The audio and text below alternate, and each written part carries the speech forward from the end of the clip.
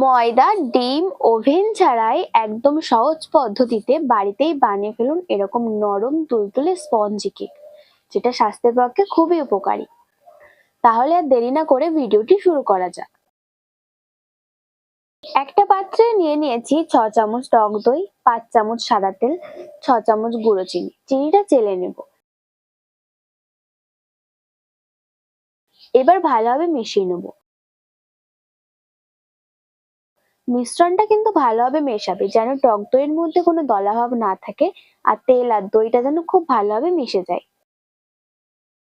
এবার এর মধ্যে দিয়ে দেবো 12 চামচ চালের গুঁড়ো, 1 চামচ বেকিং পাউডার, হাফ চামচ বেকিং সোডা।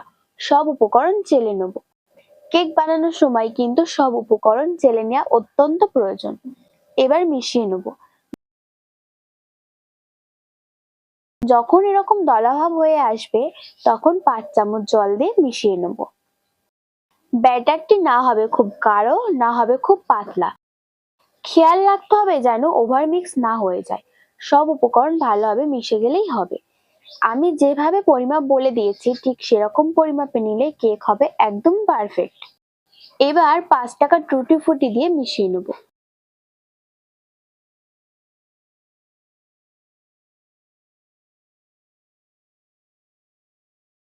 এবার পৃষ্ঠটা দিয়ে তেল দিয়ে আবার এর চারিদিকে লাগিয়ে নেব। আমার বাটার পেপার হয়ে গেল। এবার এর মধ্যে ব্যাটার দিয়ে দেবো। এবার একটু ঝাঁকিয়ে নেব। ওপর থেকে দিয়ে দেবো কিছু টুটি ফুটি।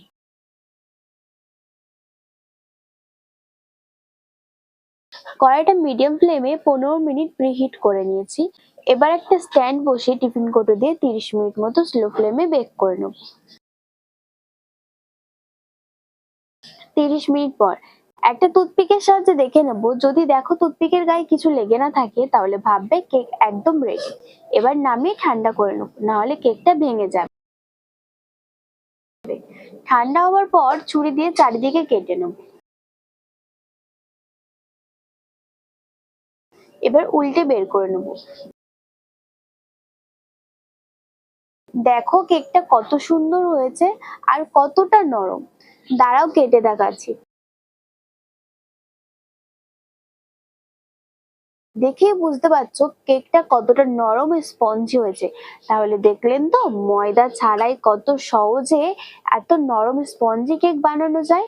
আমার প্রিয় বন্ধুরা, ভিডিওটি কেমন লেগেছে সেটা অবশ্যই কমেন্ট করে জানাবেন। ভিডিওটি ভালো লেগে থাকলে আমার চ্যানেলটি সাবস্ক্রাইব করে ভিডিওটি লাইক করে দেবেন।